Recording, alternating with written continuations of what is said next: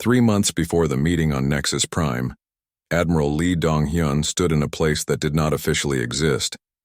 The facility was buried 2 kilometers beneath the Korean mountains. No satellite could see it. No alien sensor could find it. Even most of Earth's government did not know it was there. The room around him was vast. Holographic displays filled the air, showing star charts and ship designs. Engineers in white coats worked at stations that hummed with quiet energy. This was humanity's greatest secret. "Admiral," called Captain Yoon Hyejin as she approached. She was a tall woman with short black hair and eyes that missed nothing. "The final preparations are complete. All ships are ready for Phase 2. Lee nodded. He was an older man, gray-haired, but still strong.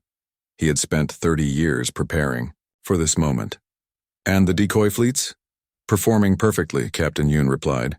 "The alien observers continue to catalog our primitive vessels. They have no idea what they're really looking at." Lee walked to a massive window that looked down into the facility's heart. Below them stretched a construction bay that could have held a small city. But it was empty now. The ships they had built here were no longer visible to normal eyes. Dr. Lim Jae-wook joined them at the window. He was a thin man who always seemed to be thinking about complex equations.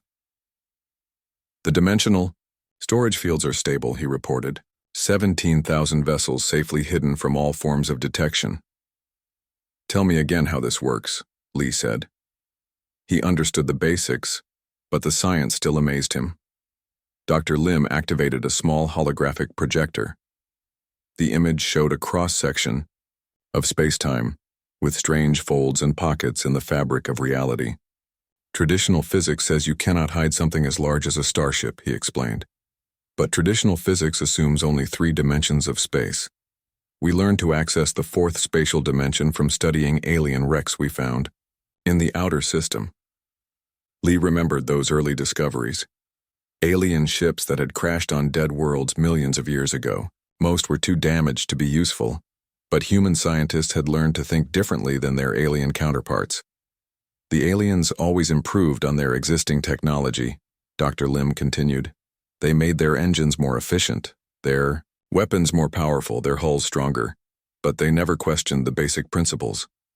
Captain Yoon smiled. "Humans asked why instead of just how." "Exactly," Dr. Lim said. "We found ways to fold space itself. Our ships exist in pocket dimensions until we call them forth.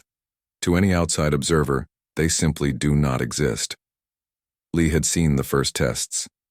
Ships that vanished completely, then reappeared exactly where they had been. It had taken years to make the technology safe and reliable.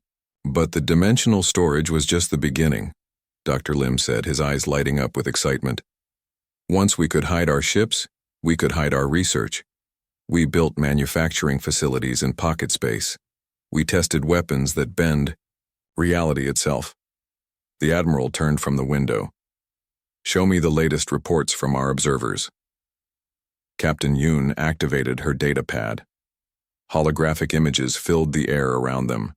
They showed alien military bases, fleet movements, and tactical analysis. "The Vorthak have massed 3,000 ships at the edge of our space," she reported. "Heavy battleships with plasma cannons and particle beam weapons. Their armor can withstand nuclear explosions. The Zephyrians have brought their hive fleets," she continued. "Biological ships that can repair themselves and coordinate through quantum entanglement. Very dangerous in large numbers. The Luminari deployment is smaller, but more advanced," she added. "Energy beings in crystalline ships that can phase through normal matter. Their weapons convert matter directly into energy." Lee listened to the reports without concern. "And what do their intelligence services say about our capabilities?" Captain Yoon switched to a different display. "They believe our fastest ships can reach only 1/10 light speed. They think our most powerful weapons are fusion bombs and railguns. They estimate our total fleet at fewer than 500 vessels." Dr. Lim laughed. "If only they knew. Our slowest scout ship can travel at 50 times light speed. Our weakest weapon can create artificial black holes, and our fleet numbers are meaningless when you can appear anywhere instantly," Lee finished. The 3 of them walked deeper into the facility. They passed laboratories where scientists worked on technologies that would have seemed like magic to the aliens. Above, matter converters that could turn asteroids into starships, gravity manipulators that could crush planets or move stars, temporal shields that could slow time itself around a ship. The key was understanding that the aliens have limits, Dr. Lim explained as they walked. They think in terms of their own biology. The Vorthak are strong, so they build strong ships. The Zephyrians coordinate naturally, so they rely on fleet tactics. The Luminari are energy beings, so they focus on energy weapons. But humans adapt, Captain Yoon added. We took the best ideas from all of them and combined them in ways they never imagined. They entered a secure chamber where the most classified projects were discussed. Here Lee could speak freely about humanity's true preparations. We have been planning this for 50 years, he said. Ever since our first contact with alien technology, we knew this day would come. We knew they would see us as a threat. The public thinks we've been exploring and colonizing peacefully, Captain Yoon said. And we have. But we've also been preparing for war. Every colony world has hidden manufacturing facilities, Dr. Lim added. Every peaceful research station is also a military outpost. Every civilian transport can become a warship in minutes. Lee activated the chamber's main display. It showed a real-time view of human space. To alien observers, it looked like 12 star systems with a few dozen planets and space stations. The reality was very different. The display switched to tactical mode. Suddenly, thousands of hidden installations became visible. Asteroid bases, dimensional storage facilities, weapon platforms disguised as space debris, manufacturing centers built inside dead moons. We have been underestimated for the last time, Lee said quietly. An aide approached with an urgent message. Admiral, we're receiving reports from our intelligence operatives on Nexus Prime. The Alien Council is planning something called pacification. They intend to strip mine Earth regardless of our response to their ultimatum. Lee was not surprised. They were always planning to destroy us. The choice they offered was meaningless. Captain Yoon clenched her fists. They think we're weak prey animals. Let them think that for a few more hours, Lee said. Dr. Lim, are all systems ready? Yes, sir. The fleet can be deployed instantly. All weapons are charged. All dimensional anchors are in position. And our people? Are they prepared for what comes next? Captain Yoon nodded firmly. Every ship captain knows their role. Every soldier understands the mission. We've trained for this scenario countless times. Lee walked to a secure communication console. His hands hovered over the controls that would change everything. Once he gave the order, there would be no going back. The galaxy would learn what humanity truly was. The aliens studied our past, he said slowly. They looked at our history of war and conflict. They saw our primitive rockets and chemical weapons. They decided we were dangerous but weak. They made one critical error, Dr. Lim said. They assumed our past defined our present. They never considered that we might be hiding our true strength, Captain Yoon added. Lee pressed the activation key. Across human space, hidden facilities received the signal. Dimensional storage fields began to destabilize. Pocket realities prepared to merge with normal space. Begin Operation Daybreak, Lee commanded. Show them what humanity has become. On the display, the tactical view of human space transformed completely. Where there had been empty void, massive fleets materialized. Where there had been dead asteroids, weapon platforms revealed themselves. Where there had been peaceful colonies, fortress worlds activated their defenses. The aliens had been watching humanity for years. They had counted ships, analyzed weapons, and calculated odds. But they had been looking at shadows and reflections while the real threat remained hidden. Captain Yoon smiled as reports flooded in from across the galaxy. All fleets report ready. All weapons charged. All personnel at battle stations. Dr. Lim checked his readings one final time. Dimensional field stable. Reality anchors holding. We can maintain this deployment indefinitely. Admiral Lee looked at the massive display showing humanity's true military might. 17,000 ships of impossible design. Weapons that could rewrite the laws of physics. Technology that made the greatest alien achievements look like stone tools. They wanted to pacify us, he said quietly. They thought we were weak because we chose peace. They mistook our kindness for weakness and our restraint for inability. "What are your orders, Admiral?" Captain Yoon asked. Lee thought about Earth, with its blue oceans and green continents. He thought about the human colonies where families lived and children played. He thought about the future his people deserved to build. "The aliens have revealed their true intentions," he said. "They plan to enslave or destroy us regardless of our choice. So we make a different choice." He turned to face his officers, his expression hard as steel. Captain Song Min-ho stood on the bridge of the HSV Indomitable, watching space itself tear open around him. Reality rippled like water as humanity's hidden fleet emerged from dimensions that should not have existed. The alien Armada had been waiting, at the edge of human space for 6 hours. 3,000 ships from a dozen species, all confident in their overwhelming numbers. They had spread out in a formation designed to crush any resistance and bombard human worlds into submission. Song was a calm man, trained in both warfare and diplomacy. He had spent years studying alien tactics and psychology. Today, all that knowledge would be put to the test. "Status report," he called to his bridge crew. Major Kang So-young looked up from her tactical station. She was young but experienced, with the sharp instincts of a born warrior. "All human fleets have successfully emerged from dimensional storage. 17,000 ships now in position across the sector." Ensign Bae Sung-min, barely 25 years old and serving his first major deployment, stared at his sensor readings with amazement. "Sir, the enemy fleet they're not moving. I think they're in shock." Song could understand why.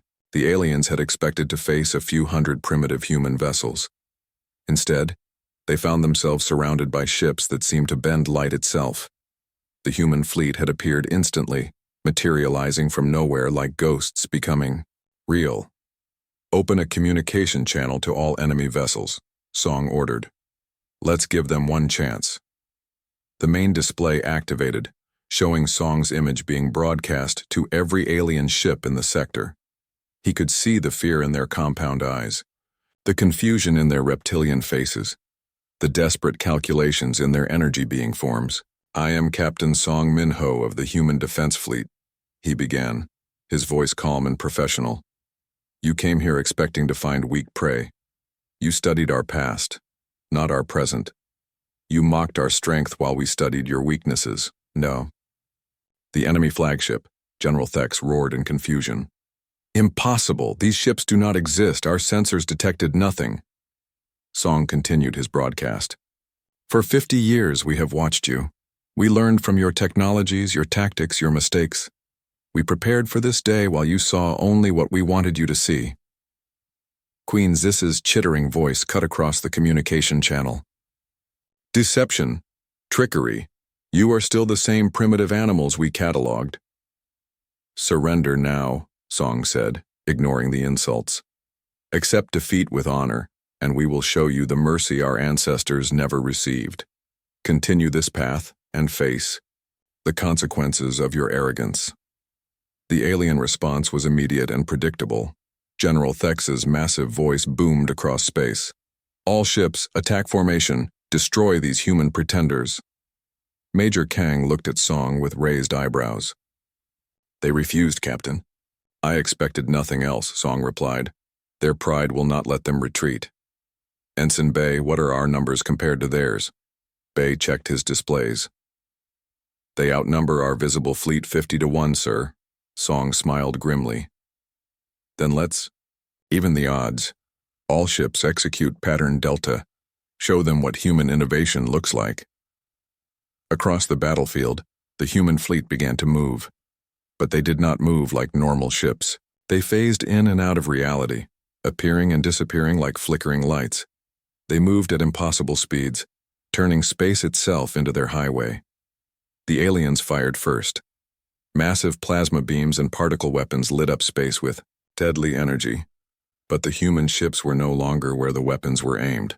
They existed in quantum states simultaneously in multiple locations until they chose to become solid. Enemy weapons are ineffective against our phase shifts, Major Kang reported.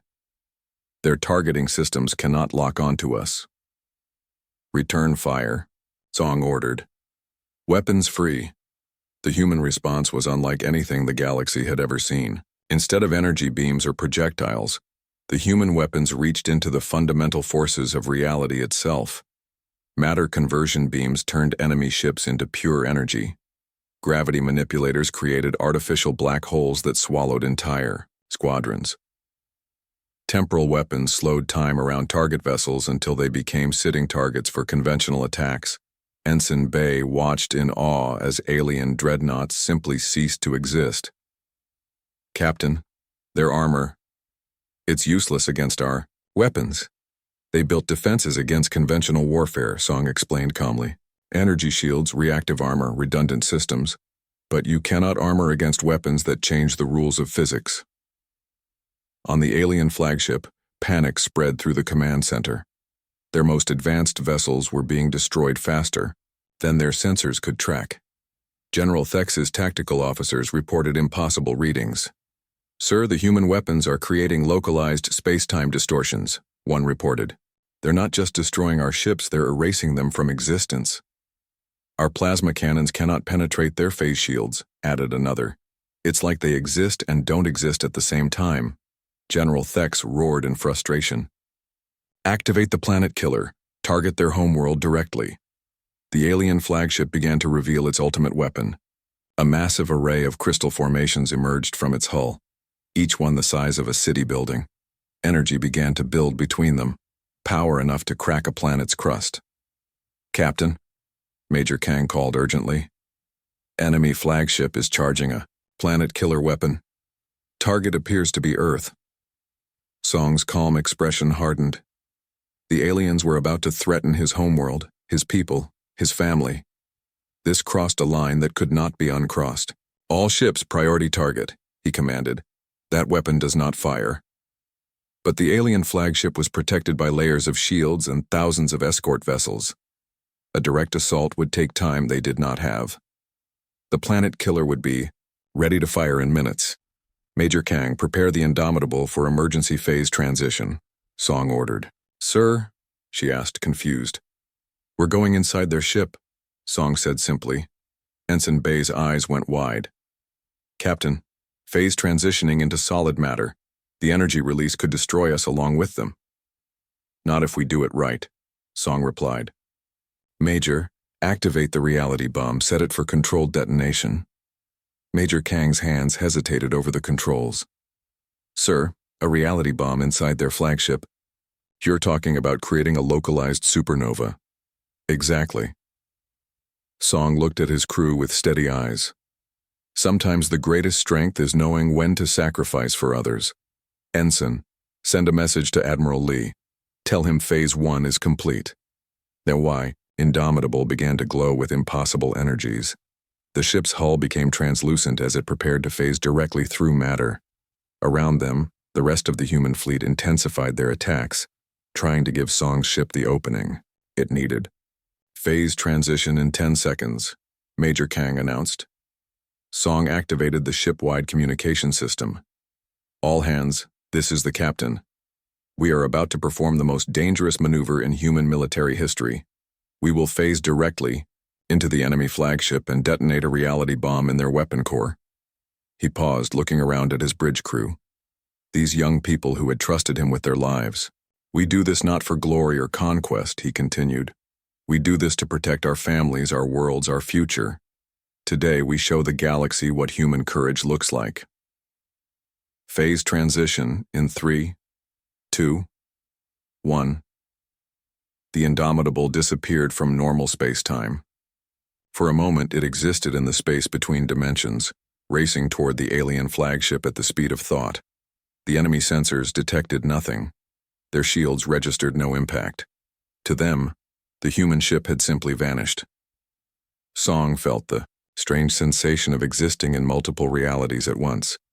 He could see through the alien ship's hull as if it were made of glass. He could see the massive planet-killer weapon charging up its final sequence. "Now," he whispered. The Indomitable materialized inside the weapon core, its hull overlapping with alien machinery. The reality bomb activated instantly, creating a small tear in space-time itself. The explosion that followed was unlike anything the galaxy had ever witnessed. It was not just the destruction of matter and energy. It was the localized collapse and rebirth of reality itself. The alien flagship, moon-sized and seemingly invincible, was consumed in a ball of newborn stars. The light was so bright that ships thousands of kilometers away had to shield their sensors. When the light faded, there was nothing left of the enemy command ship. Not debris, not radiation, not even empty space. There was a small region where the laws of physics had been rewritten, where new elements existed that had no names. Across the battlefield, the remaining alien ships stopped firing. Their commanders stared in horror at what humanity had done. They had never seen a weapon that could unmake reality itself. "This is Admiral Lee Dong-hyun," came a transmission from Earth.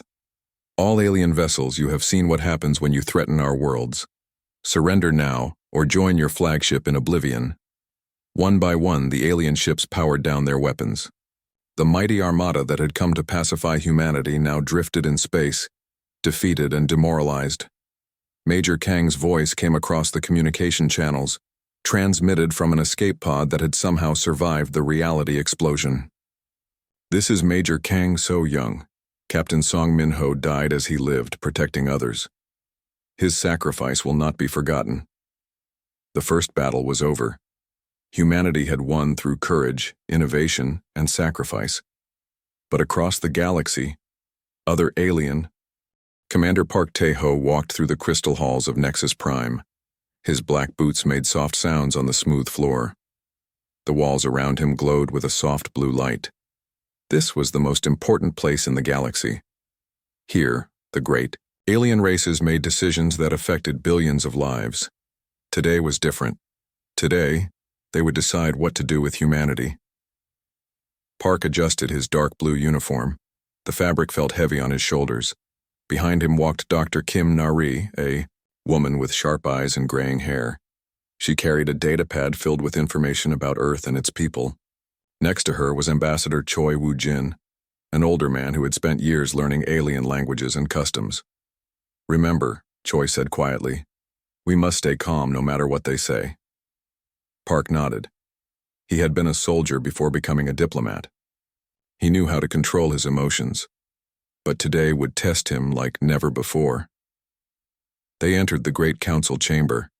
It was huge, bigger than any building on Earth. The ceiling stretched up so high it disappeared into darkness. Around them sat the representatives of dozens of alien species. The Vorthak looked like giant lizards. Their scales were dark green, and their eyes were yellow. They hissed when they spoke. Their leader, General Thex, stared at the humans with disgust. The Zephyrians reminded Park of insects. They had 6 arms and compound eyes that reflected light like jewels. Their queen, Zis, clicked her mandibles together as she watched the humans enter. The Luminari were strangest of all. They were beings made of pure energy, glowing like small stars. They floated above their seats, pulsing with different colors. Their speaker was called Radiance of Truth. At the center of it all sat council leader Veltar. He belonged to a race called the Nexari. They looked almost human, but their skin was pale blue and they had no hair. Veltar's eyes were completely black like holes in space. "The humans have arrived," Veltar announced. His voice echoed through the chamber. "We gathered today to discuss the problem they represent." Park felt his jaw tighten. Problem? Humanity had done nothing wrong. They had simply grown beyond their home planet, just as these aliens had done millions of years ago. General Thex stood up. His massive form cast a shadow over the human delegation. "The humans spread like a disease," he said with a voice like grinding stones. "They breed too fast. They consume too much. They are emotional and unstable." Queen Zis made a chittering sound that might have been laughter. "Look at their technology," she said. "They still use chemical rockets to move between planets. They fight with metal bullets and explosive devices. How primitive. The Luminary's speaker pulsed brighter. Their biology is laughable, Radiance of Truth said in a voice like singing crystals. They need water to survive. They breathe oxygen. They die if the temperature gets too hot or cold. Such fragile creatures. Park listened to the insults with growing anger, but he kept his face calm. This was exactly what they had expected. Dr. Kim leaned forward. "If I may speak," she said politely. "Humanity has always been willing to learn from other species. We seek friendship, not conflict." General Thex laughed, a horrible sound like rocks falling. "Friendship? With prey animals? You are food, not equals." Ambassador Choi stood up slowly. "We have harmed no one. We have taken no worlds that belonged to others. We ask only for the right to exist and grow as you do." "That is the problem," Veltar said. "Your growth is too fast. In just 200 years you have spread to 12 star systems. At this rate you will consume entire sectors of space." Park finally spoke. "We terraform dead worlds. We turn lifeless rocks into gardens. How does this harm anyone?" Queen Zis clicked her mandibles. "You think too small, human. Space itself is limited. Resources are finite. Every world you claim is one less for the established races. Besides," General Thex added, "we have studied your military. Your ships are slow and clumsy, your weapons are weak. You could not defend yourselves if someone decided to take what you have built." Park felt cold anger in his chest. "Is that a threat?" "It is reality," Veltar said calmly. "The galaxy is dangerous. Young species often destroy themselves or get destroyed by others. It is our duty to prevent such tragedies." Radiance of Truth pulsed with golden light. "We offer you protection. Become our vassals. Accept our guidance. We will keep you safe in your current systems." "And if we refuse?" Park asked. The chamber fell silent. The alien representatives looked at each other. Some seemed excited, others appeared bored, as if this conversation was just a formality. "Then you will be pacified," Veltar said simply. "We cannot allow a dangerous species to threaten galactic stability. Your aggression and rapid expansion mark you as a potential threat."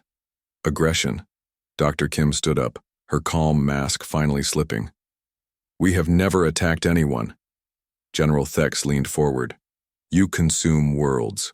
You multiply without control. You develop weapons instead of art. These are acts of aggression."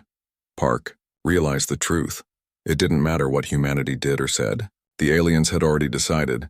They saw humans as a threat to their established order. The choice they offered was no choice at all. "You have one solar cycle to decide," Veltar announced. "Accept vassalage and survive under our protection, or refuse and face the consequences of your arrogance." Ambassador Choi tried one last time. "Surely we can find a compromise. Some arrangement that benefits everyone." Queen Zis made that chittering laugh again.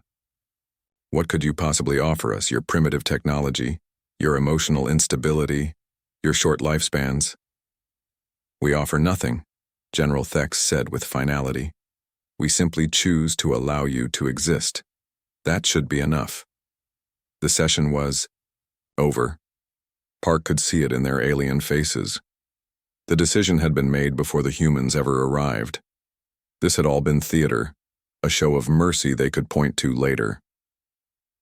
As the three humans prepared to leave, Park's hand moved to a small device hidden in his sleeve. It looked like a simple communication badge, the kind diplomats use to stay in touch with their ships, but it was much more than that. He pressed a hidden button.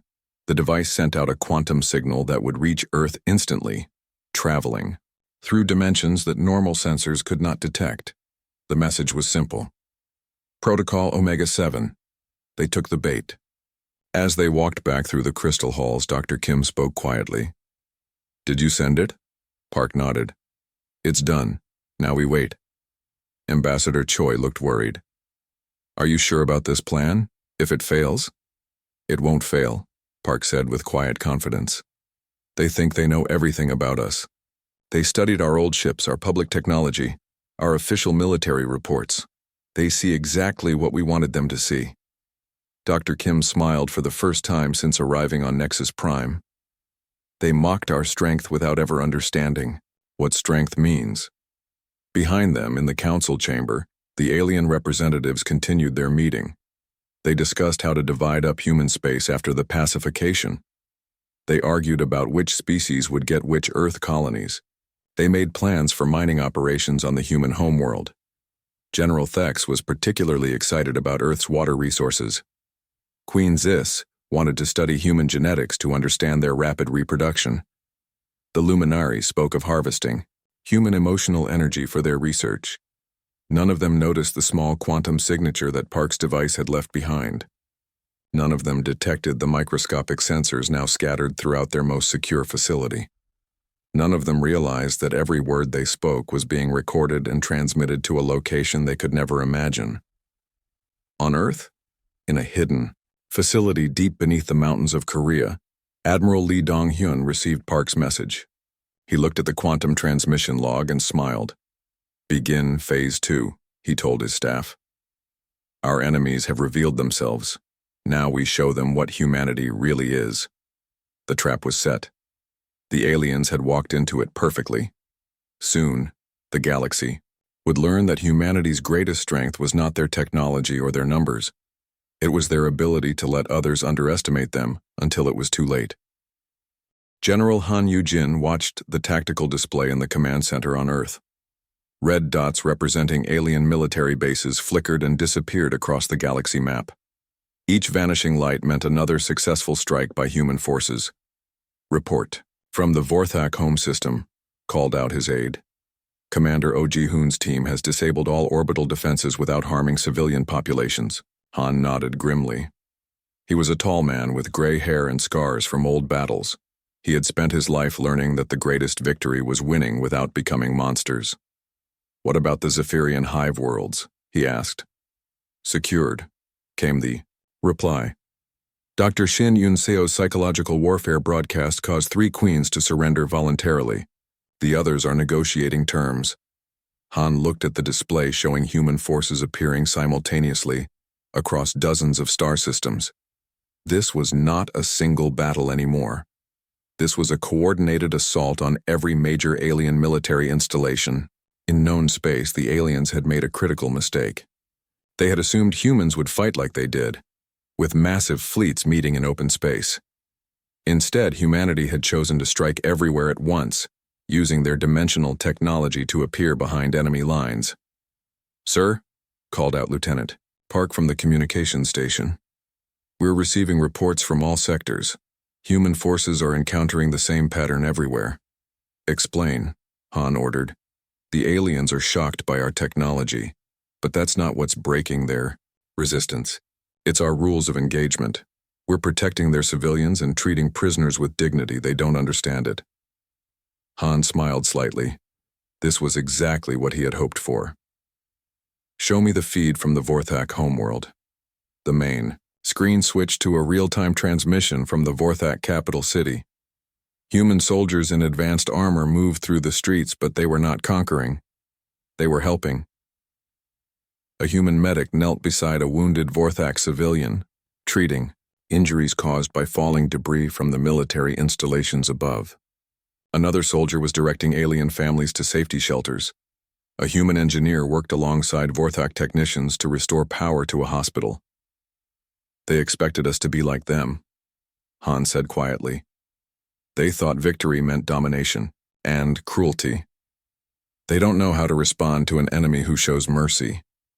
Commander Oh Ji-hoon appeared on another screen, reporting from inside a captured Vorthak command center. He was a compact man with quick eyes and a calm manner. His special forces team had infiltrated the facility without firing a single shot. "General," Oh reported, "we've secured all strategic locations in the capital. Resistance was minimal once the civilians realized we weren't here to harm them." "Casualties?" Han asked. "None on our side. 17 wounded Vorthak soldiers, all receiving medical treatment. 0 civilian casualties." Han felt a surge of pride. This was how humans fought when they had the advantage. Not with cruelty or revenge, but with precision and compassion. What about their leadership? O's expression grew serious. General Thex and his high command are in custody. We found something interesting in their secure communications. The screen showed intercepted alien messages. Han read through them, with growing anger. The aliens had been planning this assault for years. They had detailed plans for strip mining Earth's oceans, enslaving human populations, and dividing up human territory among themselves. They never intended to honor any agreement, Han said. It gets worse, O continued. They've done this before. We found records of 17 other species that were pacified over the last 1,000 years. Entire civilizations destroyed or enslaved.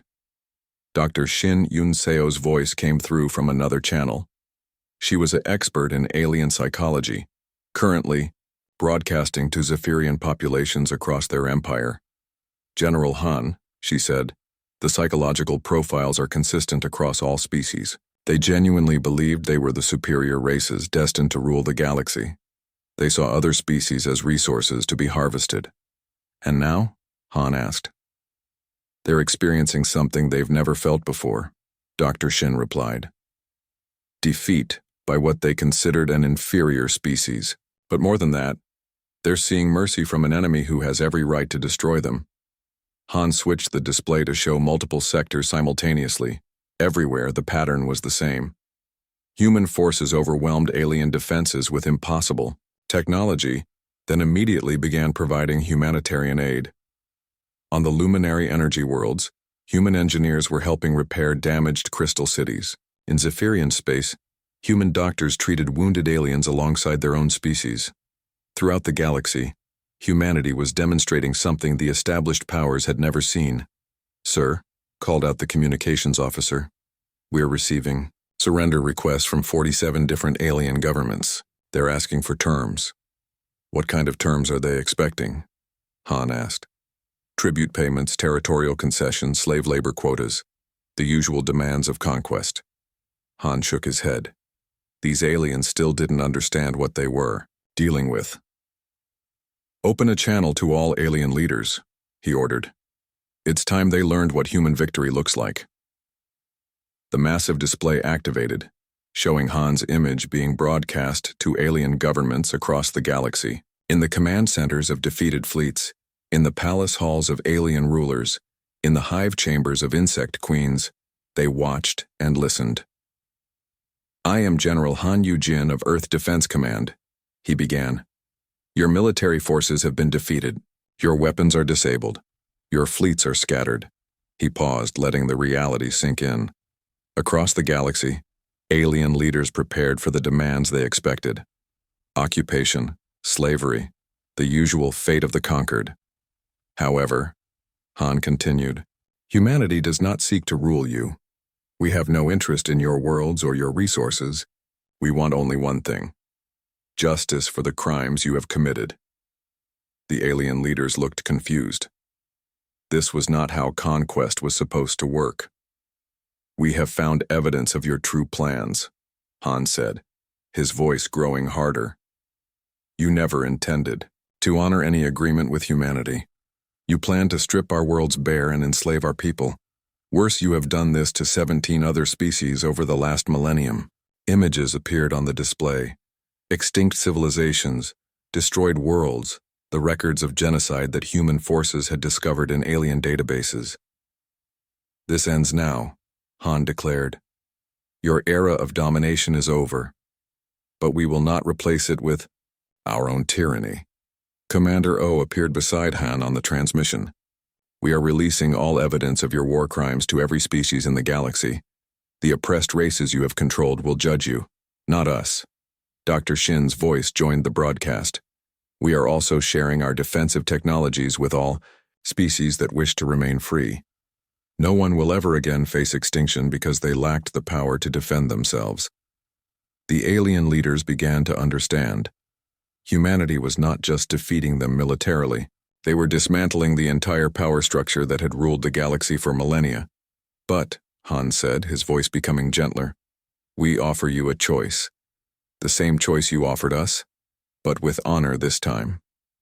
The screen showed human medical teams treating alien wounded, Human engineers helping repair damaged infrastructure. Human diplomats negotiating fair treaties with former enemy colonies. Submit to justice for your crimes, accept limits on your military power, and you can rebuild your civilizations in peace. Your people will not suffer for the crimes of their leaders. Your worlds will not be occupied or exploited. General Thex's voice crackled through the communication system. And if we refuse? Han's expression grew cold. Then you face the consequences of your choices. We have proven we can appear anywhere in the galaxy instantly. We can disable any weapon, penetrate any defense, defeat any fleet. But we prefer to offer mercy. Queen Zis made her chittering sound, but it was different now. Not mocking, but thoughtful. Why do you do this? You could rule us all. Take everything we have built. Because, Han said simply, that would make us like you. And we are better than that. The transmission ended. Across the galaxy, alien leaders faced a choice they had never expected. Surrender to an enemy who offered justice instead of revenge, or continue fighting against forces they could not defeat. 1. By one, the responses began coming in. The Vorthak Military Council voted to accept human terms. The Zephyrian queens agreed to face trial for their war crimes. The Luminary Collective acknowledged humanity's right to exist and expand. In the Yidari Command Center on Earth, Han watched the galaxy transform. For the first time in 1,000 years, the strong were showing mercy to the weak. The oppressed were being freed. The tyrants were facing justice. General, asked his aide, what happens now? Han looked at the tactical display, where red enemy markers were being replaced by neutral or friendly symbols. The immediate military threat was over, but the real work was just beginning. Now we build something better, he said. A galaxy where strength serves justice, where the strong protect the weak, where no species has to face extinction alone. He turned to his staff with a smile. They mocked our strength because they didn't understand what strength really means. Now they're going to learn. 6 months after the first shots were fired, President Park Soo-jin stood before the largest gathering in galactic history. Representatives from over 300 species filled the Great Assembly Hall on Earth. Some walked on legs, others floated on energy fields. Some breathed oxygen, others existed as pure thought. But today they all shared a common purpose. Park was a small woman with kind eyes and a gentle voice. She had been elected to lead Earth after the old government stepped aside, recognizing that the galaxy needed new leadership for a new age. Today she would address the formation of something unprecedented, a truly equal galactic community. My friends, she began, her words translated instantly into hundreds of languages. 6 months ago, many of you knew humanity only by our reputation as a young, primitive species. Today we gather not as conquerors and conquered, but as equals, building a better future. In the audience, former enemies sat beside former victims. General Thex, now stripped of military rank but treated with dignity, sat next to a representative of the Kalari people, one of the 17 species his forces had nearly destroyed. Both listened intently. Ambassador Ryu Tae-young, the architect of the new Galactic Accord, stood to address the assembly. He was a diplomat who had spent years studying every species in known space, learning their customs and understanding their needs. We have learned much about each other in these past months, Ryu said.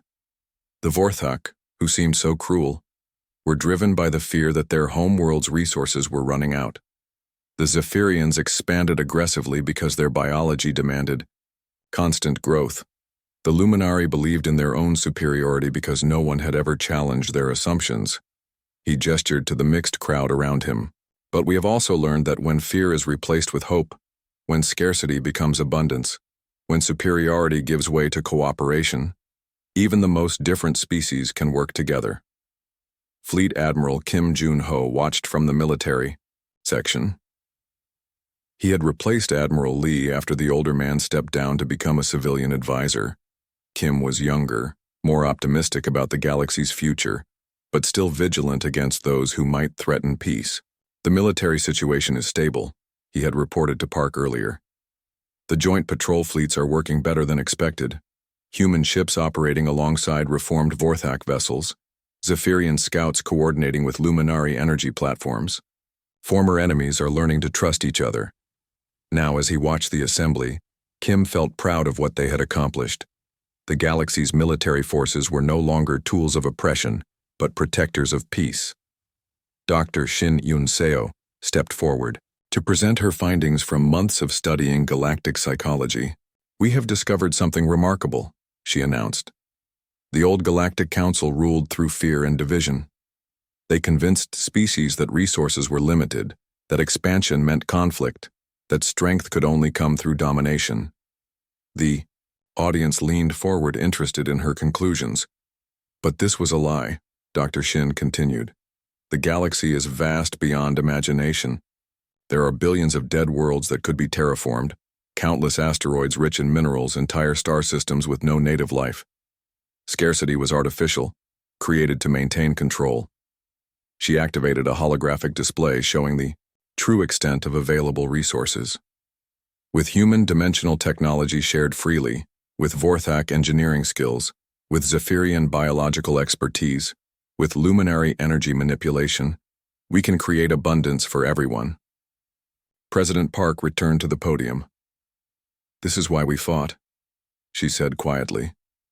"Not for conquest or revenge, but for the right of all species to exist and grow without fear. The old order said there was not enough for everyone.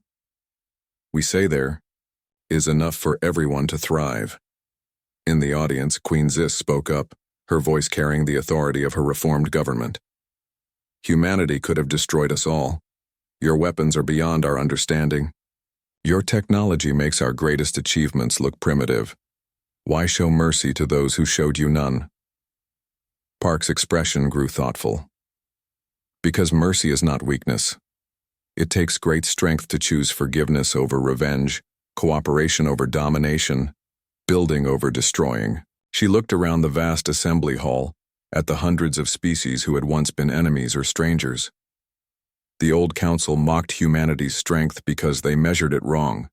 They looked for conquest. We showed protection. They counted weapons. We counted friends.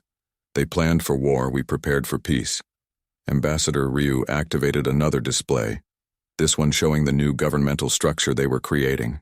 "The new Galactic Accord is based on principles no government has ever tried," he explained. "Equal representation regardless of military power, shared technology and resources, protection for all species, with special care for the smallest and weakest." "How can this work?" asked Radiance of Truth, the Luminary representative. "In our experience, the strong always dominate the weak. It is the natural order." "The natural order," Park replied, "is what we choose to make it. Humans proved that strength can serve justice instead of oppression. Now we invite all of you to prove it with us." Fleet Admiral Kim stood to address the military concerns. "Some of you fear that without the old system of military dominance, chaos will follow. You worry that without a strong ruler, the galaxy will tear itself apart in endless wars." He gestured to the mixed fleet visible through the great windows. "Look at our combined forces. Ships from dozens of species working together, protecting trade routes and defending against pirates and raiders. They fight not for conquest, but for protection. They serve not rulers, but peoples." General Thex, speaking for the first time in months, stood slowly. His voice was different now, humbled but not broken. "I commanded fleets that conquered worlds and enslaved populations. I believed in the right of the strong to rule the weak. But I have seen something in these past months that changed my mind."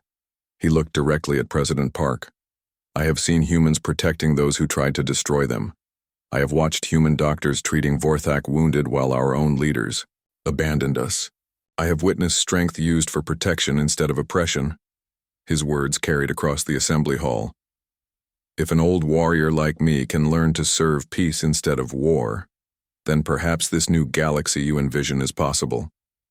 Dr. Shin presented the final piece of her research. "We have been analyzing the psychological effects of the new system on all species. What we found surprised even us. The display showed happiness indices, productivity measurements, and population growth rates across the galaxy. Every species is thriving under the new system. Even former oppressor species are happier now that they no longer live in fear of rebellion or revenge.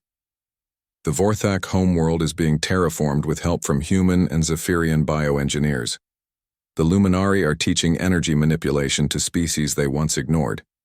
The Zephyrians are using their coordination abilities to manage galactic trade networks.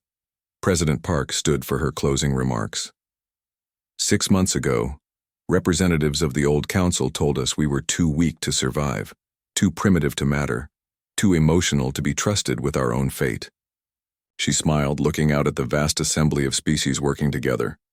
They were wrong about everything except our emotions. We are emotional. We feel compassion for the suffering, anger at injustice, joy in cooperation, love for our families, and friends across all species lines. They mocked humanity's strength until our Armada lit the skies. But our ships were never our greatest strength. Our weapons were never our greatest power.